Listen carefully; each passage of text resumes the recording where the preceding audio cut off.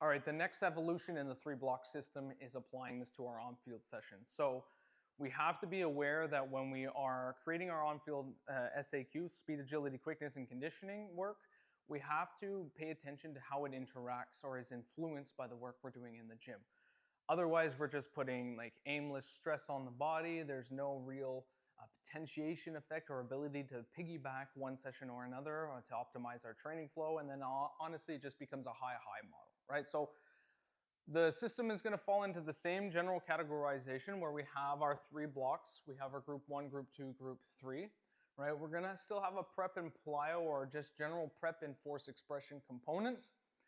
Then we are going to have our main component, and then we're going to have an accessory component. In the case of an on-field session, now in the prep and plyo, we're going to have GM1, which is just going to stand for games. All right, we're going to have preparatory, and we're still going to have plyometrics, or our general force expression. All right. Then within the main component, we're going to have elements of change of direction, agility, and acceleration, or linear, curvilinear, max top speed stuff.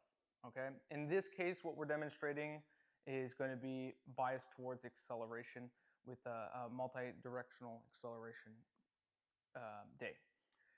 CD stands for conditioning.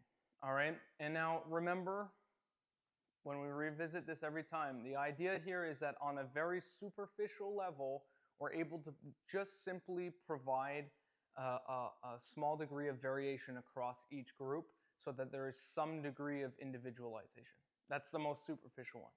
Okay, so we have a large group of 60 athletes, and we have to figure out how we're going to get them all to accomplish the task of improved acceleration. We set our parameters and constraints. How far are we going to run? What type of acceleration are we going to do? In this case, it's going to be multi-directional. What are the elements we're trying to chase? Okay. Within that, we can then, of course, look at applying our archetyping model. We can look at applying some extra degree of specificity based on the type of athlete. So we could have this as a elastic hybrid muscular. You could have this as spinner, bounder, or bouncer in terms of the quadrant system related to sprint types. And now we can just layer in exercises that are going to benefit or, from a strength or weakness standpoint of each type of athlete. So from a very superficial standpoint, our step number 1 is to create kind of prime program. So game 1, it's a change of direction, multi-directional acceleration day.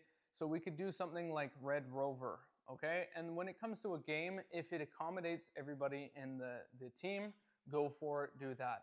A lot of times when I have 40 plus athletes all together, it's nice to have 3 different stations of games going at the same time that work on certain elements of multi-directional acceleration.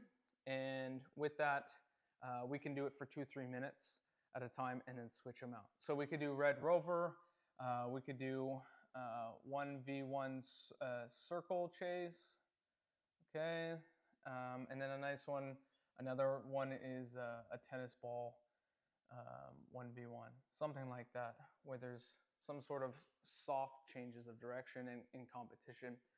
Preparatory work, you know, we're going to have a lot of demand on the feet in particular, so we could do some tippy toe walks, and then we could do some hamstring kickouts. All right, our plyometrics, this is kind of where we begin to get into our first component. It's acceleration, so we could have some sort of broad jump, we can have some form of single leg broad jump, 2-foot landing, and we could have some sort of bound. All right, those variations are then applied across the board, right? So from a tippy toe walk, from a preparatory standpoint, we could go to a lateral tippy toe. And then over here, we could do, we could do inversion-eversion walk, okay?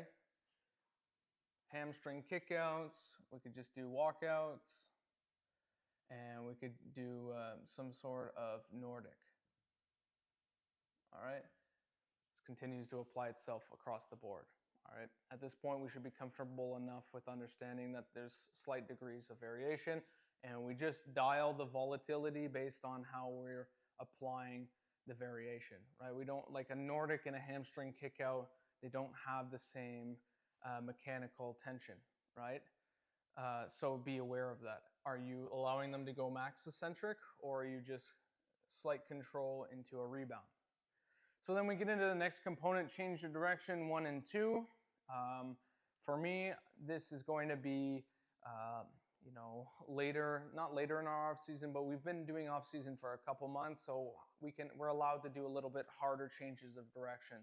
So change of direction from a closed skill standpoint, I might use a 4-cone drill, okay, with the chase. So you set 4 cones up, it's the reacting to visual cue, they're going up, back shuffle, always keeping the hips and shoulders forward, eyes forward, turn, tuck, touch, front, back, left, we get 4, and then you throw an implement somewhere, they go and chase it down.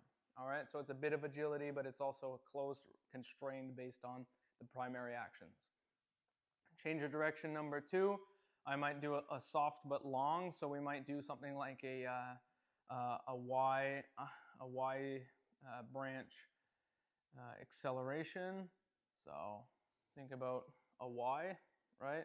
There's just one branch, we're coming up, and then a soft 45, something like that, where we might do like a jog to zoom. Then agility, true agility, we might just go back to a 1v1 mirror, and then like a small grid 3v3 with 3v3 with some sort of implement. Maybe it's a ball, maybe it's tag if you don't have the ball. You're trying to tag if you have the ball. You're trying to keep it away, right? Classic evasion, getting strong multi-directional changes of direction. Actually made a mistake there. It's supposed to be acceleration 1, but we'll keep going on this. And then acceleration 1 here. Then we're getting into our true acceleration. All right, we've layered a couple months of working in different stances. So maybe we're going to do a 5 plus 10 fly, and then we'll finish off with a 10-20 fly. All right, gauging on that, if we need some conditioning or if it's part of the plan in our conditioning, all right, we might have just tempo run, okay? And this is where you can create some simple variation. You're going to have tempo across the board, but you can vary it by their mass, their max aerobic speed. You can go by, like, if I'm thinking once again of the example of rugby players, we have the forwards doing a certain distance, so maybe they're doing 100 meters, maybe the halfbacks and fullbacks are doing 150 meters, or, you know, and then maybe the I don't know, centers and back rows are going to do 200 meters, okay, based on needs or demands. And that's a simple variation you can apply there. All right, so we have to go back real quick and just recognize that the chief determinant for what we're going to apply in this session is always going to be session theme, right? What are we trying to accomplish? We then have to have kind of a secondary consideration of what have we done. So like if we had a really heavy lower day yesterday, are we going to do some really violent changes of direction? No, we're probably going to keep it soft. Maybe we're going to do a longer rests in between, shorter accelerations, and maybe more technical work. And then our tertiary considerations become, okay, what are the variations and how are these variations going to apply to the type of athlete that are in that bucket? From a very superficial standpoint, if we're just doing 3 groups, how can we vary it? Maybe it's all 100 meters across for tempos, but this group is going this way, this group is doing like some sort of hourglass zigzag, and the third group is just going around the field. Simple as that. Switch them up every couple minutes. Or if we're going to a high degree of specificity, we have bounders here, we have spinners, and we have bouncers. So we have a group that's more predisposed to wanting to express force horizontally and be in the air a little bit longer. So maybe if we're working on weaknesses, we're going to work on them spending more time on the ground, having a more cyclical exposure or movement strategy, shorter ground contacts, versus the ones who spend less time on the ground are really bouncy. We're going to have them express a little bit reciprocally. Okay, so the idea is now we're dosing weaknesses based on their movement strategy or what they prefer to do, just like we would in the gym. In this same application, this all applies similarly when we look at whether we're doing an acceleration early in the week or later in the week. How is that going to influence the next one? Is it a priming effect? So on and so forth. As we progress from off season to early in season, so on and so forth, that progression of moving sessions around to better accommodate for the group specific needs still comes into play here. Okay. I mean, if you've watched three block system video number 1, all of this is going to make sense. It's just showing you that, oh, okay, we can apply this same approach to our on-field sessions. If we're doing strictly conditioning, just imagine this area here is just conditioning, okay? You still have to apply a similar approach. So there needs to be some form of preparatory component. If we're doing low aerobic state stuff, maybe you're just doing a classic full body warm-up. That's totally fine, okay? Just touching on a couple things that you need. You can play a quick game to get the heart rate elevated. Freaking freeze tag, why not? Okay? And then you can go into your aerobic work here, all right? And all you have to do is be mindful, and everyone can do the same one. You just be mindful that you can apply variability to a single thing. Like I said with the tempo, if you did decide to go with intervals, okay? You're doing intervals, 4 minutes on, 3 minutes off, the old Norwegian method. It's the surface, the direction, all these sort of things, like they matter to some degree, but not as much as you think. So if these folks are going around the field like that, these folks are going like this, and these folks are just going like that.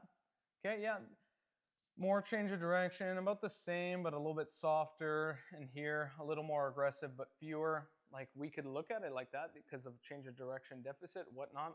But to be completely honest, from an aerobic standpoint, as long as we're working hard for 4 minutes and off for 3 at a recoverable pace, then we're training the energy system as appropriately as we need to. Okay, but now what we've done is we have 1, 2, and 3 groups. All right, we've split everyone up, and we can easily either alternate week by week, session by session, or within the session itself, and it provides just some sort of novelty within the session that's going to lead to better adherence. Okay, so that's the 3-block system applied to speed, agility, quickness, and conditioning. And yeah, let me know if you have any questions.